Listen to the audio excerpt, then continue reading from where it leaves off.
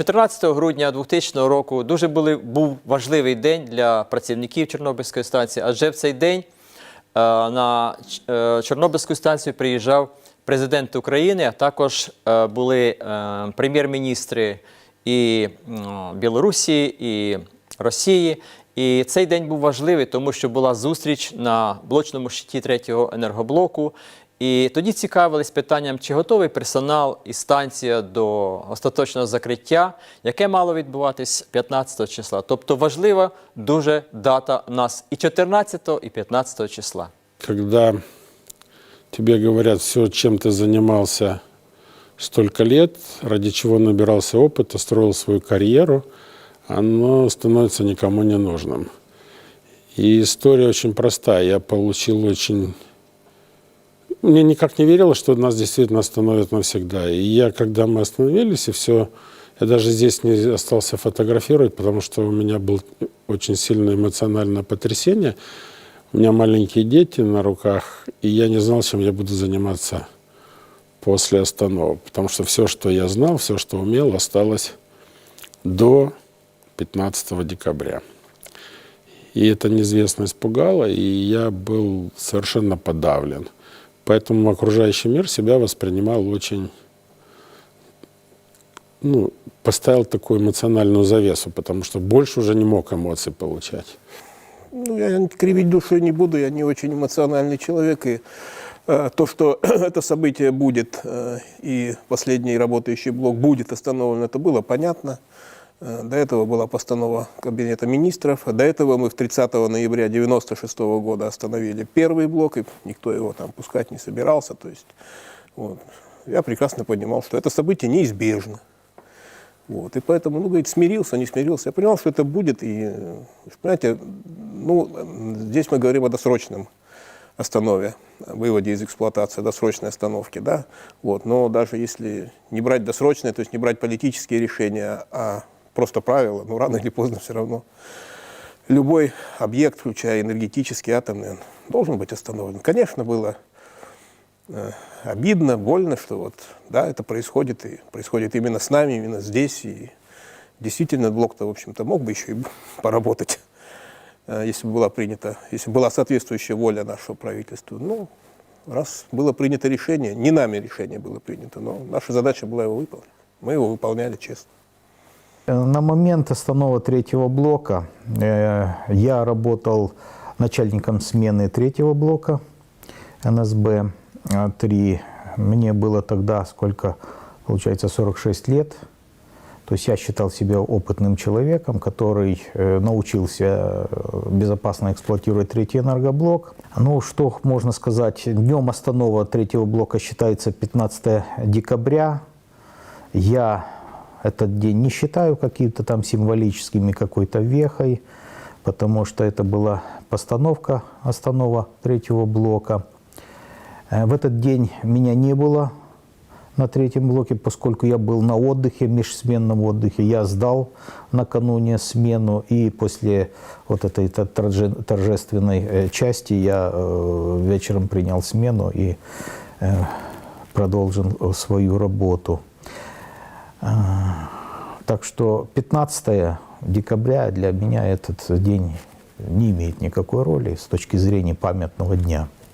Когда аппарат заглушили, это какое-то, не то что озарение, это неправильное слово, но осознание ситуации, оно пришло именно в тот момент, когда я записал последний раз цифры по отрицательной реактивности. И то, что мы делали много раз, повторяли, вдруг эта цифра для меня стала какой-то очень такой красной чертой, которая, как все говорят, какие-то события разделяют нашу жизнь до и после.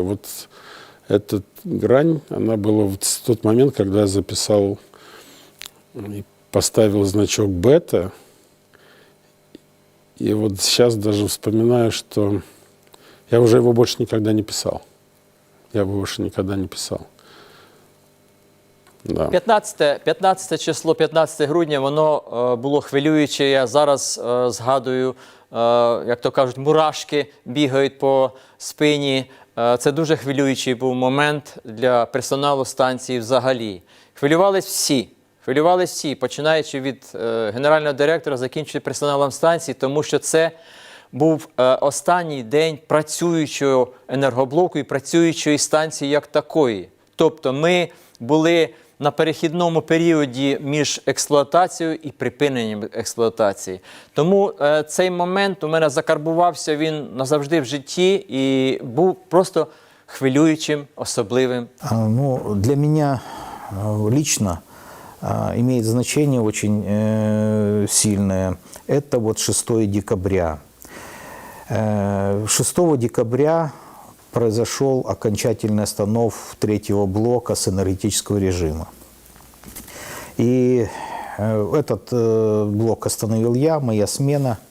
Неприятно то, что этот блок был остановлен аварийно. Ну, если вы хотите, вкратце могу описать. То есть это в 9 часов утра я принял смену, в 8 часов утра я принял смену, в 9 часов мне доложили, что обнаружено запаривание помещения. У меня было видео этого помещения. Это 617 помещение, когда я настроил, включил камеру, я увидел действительно запаривание помещений. Это помещение там, где производится регулировка расходов через технологические каналы. Оно под замком, но оператор чуть ли не по нюху определил, что там есть пар. Я увидел пар, который поступает из прохода кабелей от МИП. Я сразу понял, что это есть у нас течь первого контура, что это случай останова реактора. Ну, проконтролировали давление в помещениях, а там ниже это уже прочно-плотный бокс, горячее помещение без доступа персонала. Там температура может достигать до 250 градусов в этом помещении. То есть что, где течь, непонятно. Но в этом помещении более сотни всяких фланцевых соединений. И я был на 99% уверен, что это течь фланцевого соединения. Там у нас есть шадры с фланцевым соединением, ЗРК, обратные клапана раздаточных групповых коллекторов. Там очень вероятно течь, но это... Вот мы остановили аварийно этот блок. Причем неприятно то, что блок был остановлен во время утреннего пика энергопотребления, поэтому мы согласовали предварительно этот вопрос с диспетчерами, непрерывной разгрузкой реактора примерно до 1000 мегаватт тепловых разгрузили плавно, и после этого только нажали ключ АЗ-5 и окончательно остановили и приступили в режим расхолаживания блока. И практически я вот сдал смену 6-го, вот с налаженной системой расхолаживания реактора, но мы еще не знали причины смены. Вот это для меня день остался памятным. А почему памятный? Мне было очень обидно, потому что я сам и наша смена была принципиально против останова третьего энергоблока. Мы считали на тот момент, что он соответствовал всем стандартам безопасности, мы научились его безопасно эксплуатировать. И мы даже готовили акцию неповиновения, если выйдет нашей смене остановить, мы хотели отказаться останавливать этот энергоблок. И получилось так, что я его собственноручно остановил. Это вдвойне мне очень было обидно. Реактор работал на минимально контролируемом уровне мощности, то есть на холодных параметрах, то есть это как бы, ну так, 30, по-моему, там мегаватт тепловых было, то есть чисто символически он работал, а реальный останов блока из энергетического режима, он был, если я не ошибаюсь, все-таки 20 лет прошло, 5 декабря, по другим причинам. Вот. Ну и вот, конечно, подготовка к тому, с одной стороны, надо было выполнить задачу, которую поставил президент правительства, что все-таки блок должен быть остановлен. То есть для того, чтобы он был остановлен, он должен был чуть-чуть работать. Вот. Внутренне я осознал, что мы сделали, и все, что больше я никогда не увижу блок в энергетическом режиме, это наступило у меня 7 декабря утром. Я проснулся, позвонил на блок, что происходит к коллегам. И мне сказали, что действительно блок расхолодили, дали давление, зашли в это помещение и увидели течь. И к моему разочарованию, это была течь не по фланцевому соединению, это течь была по живому металлу, даже не по сварному соединению, по живому металлу корпуса шадр. И вот тогда у меня настало осознание, что никто нам разрешение на вывод в энергетический режим больше не даст. Потому что, чтобы устранить это замечание, нужно выгрузить все тепловыделяющие сборки, осушить КМПЦ, сделать дефектоскопию всех корпусов шадр, а это несколько месяцев в тех условиях и колоссальные затраты. Прошу генерального директора ЧАЕС доповісти про готовність остаточної зупинки третього енергоблоку Чорнобильської атомної станції. Энергоблок номер 3 Чернобыльская АЭС к окончательному останову готов. На виконання рішення України і міжнародних зобов'язань нашої держави наказую розпочати роботи по остаточному виведенні з експлуатації третього блока Чернобыльской атомной станции. Начальник смены Ильичищев. Произвести окончательный останов энергоблока номер 3 Чернобыльская АЭС в соответствии с технологическим регламентом и инструкциями. Вас понял, произвести окончательную остановку третьего блока Чернобыльской АЭС в соответствии с технологическим регламентом и эксплуатационными инструкциями. Правильно, выполняйте. Принято. Внимание, блочный щит. Виур баштовой. Заглушить реактор ключом АЗ-5. Команду понял. Заглушить реактор ключом аварийной защиты 5. Выполняйте. Понял. Приступаю. Внимание на блочном. Приступаю к заглушению реактора ключом аварийной защиты 5.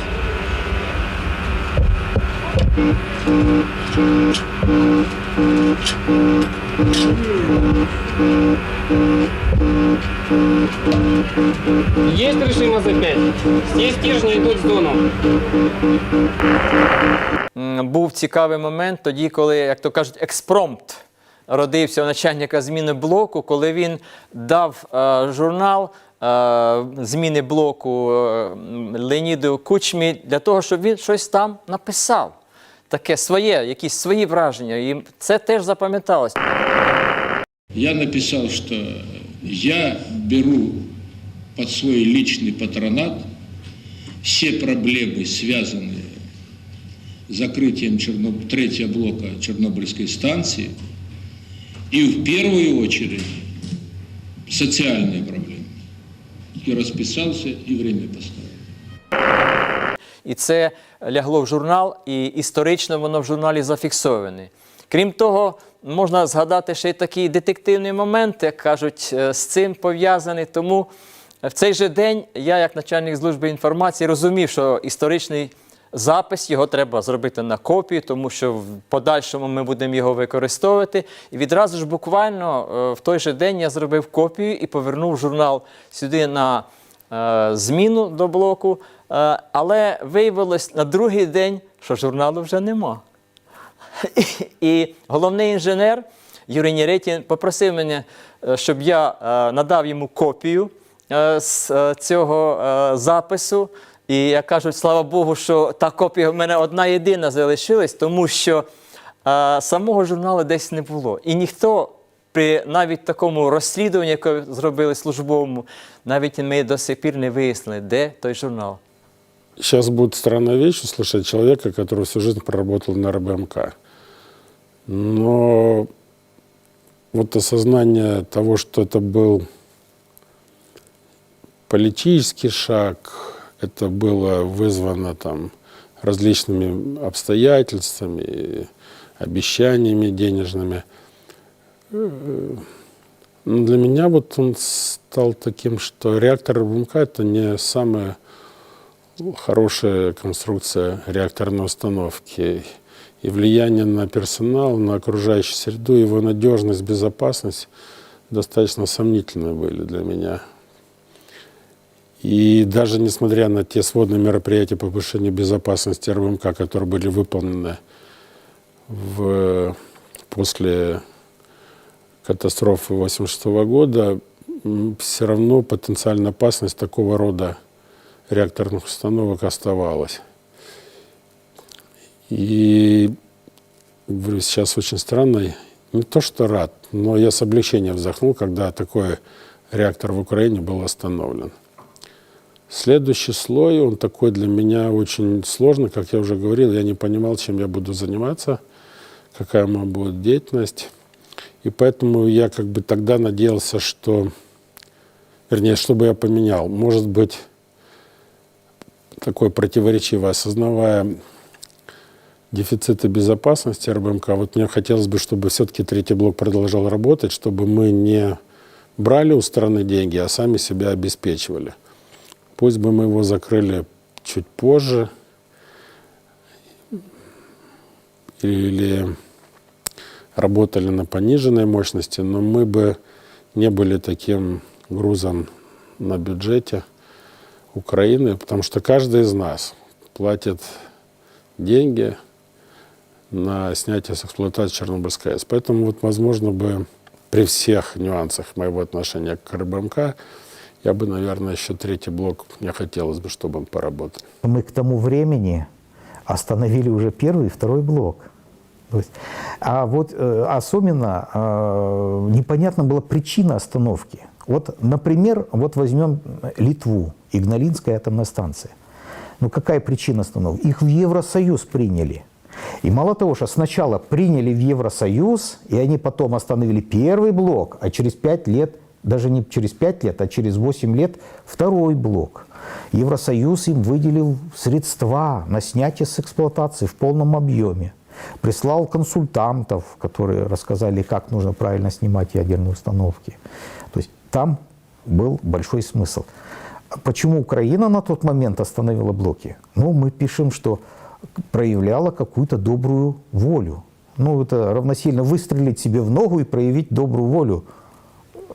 Перед кем мы добрую волю и причина остановок и это проявление доброй воли для нас была неизвестной. Поэтому я до конца не был уверен. Тем более были вложены в безопасность третьего блока огромные средства, причем и международные.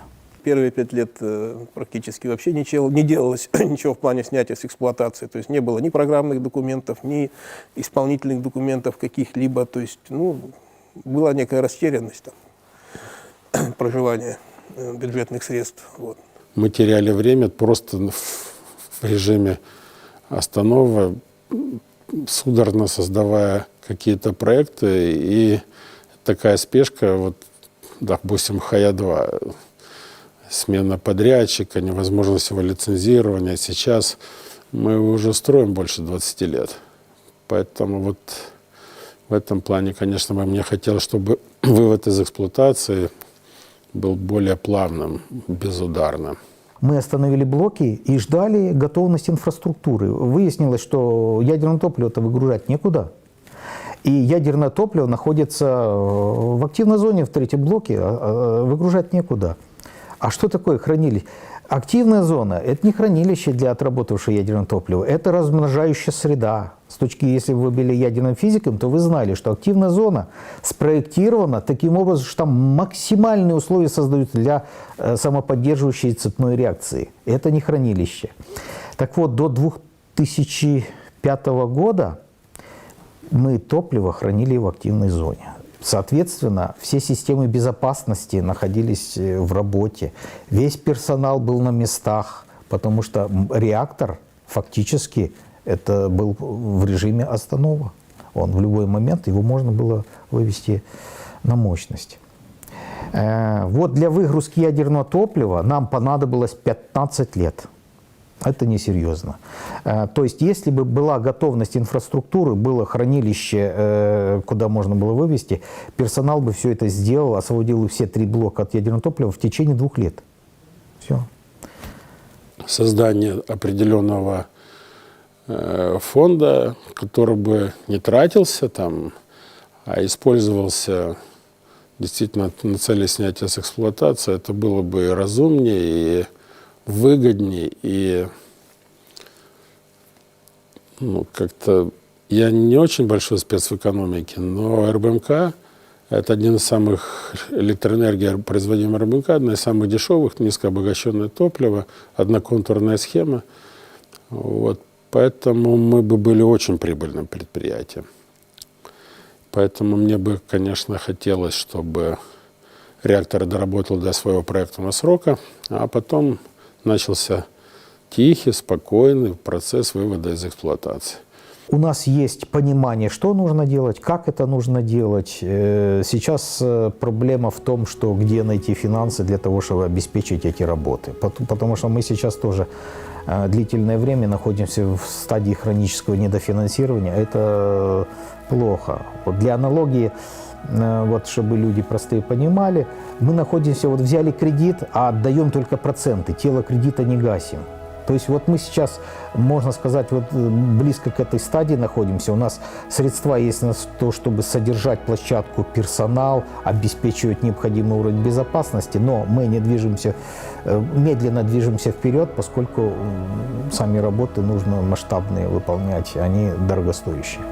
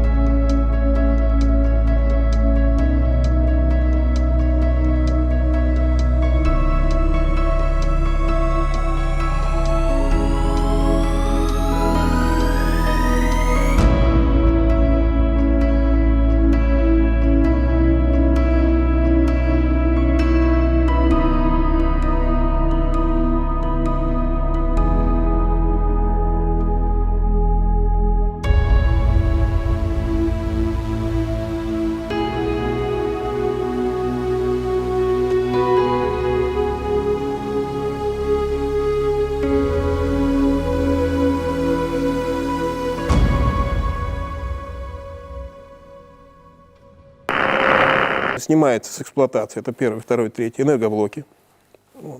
Помимо них на площадке существует объект укрытия, сейчас на сегодняшний день это уже комплекс, новый безопасный конфайнмент, объект укрытия. Вот. Существует, работает завод по переработке жидких радиоактивных отходов, твердых радиоактивных отходов. Хранилища сухого типа уже, в общем-то, прошли мы горячие испытания. То есть это уже ряд объектов. То есть вот трансформация станций. То есть если до 2000 года это был, это атомная электрическая станция, целью которой было производство электроэнергии, и все было направлено на это, то вот за эти 20 лет, то есть мы фактически уже комплекс, и даже, в первую очередь, это снятие с эксплуатации блоков, но сюда уже добавляется и эксплуатация объекта укрытия комплекса нового безопасного конфайнмента. Я думаю, что все-таки мы перейдем к второму пусковому комплексу, то есть это демонтаж нестабильных строительных конструкций, потом, так называемый ранний демонтаж, потом отложенный демонтаж, то есть это вторая задача по преобразованию объекта укрытия в экологически безопасную систему, то есть это на перспективу, это переработка обращения с радиоактивными отходами, это и жидкие, и твердые. В первую очередь, конечно, в рамках снятия с эксплуатации то, что накоплено на площадке станции, но и уже всерьез рассматриваются вопросы, и вопросы задаются, то есть мы готовим соответствующие обоснования, предложения в части обращения с радиоактивными отходами по зоне отчуждения, предприятий зоны отчуждения. Конечно, те мощности, которые есть у нас, они все-таки были спроектированы, построены под наши потребности, но никто, в общем-то, не мешает рассматривать, во всяком случае, вопросы на будущее. То есть это уже не столько энергетический объект, сколько комплекс, в общем-то, в первую очередь, по обращению с отработавшим ядерным топливом, с радиоактивными отходами, как жидкими, так и твердыми.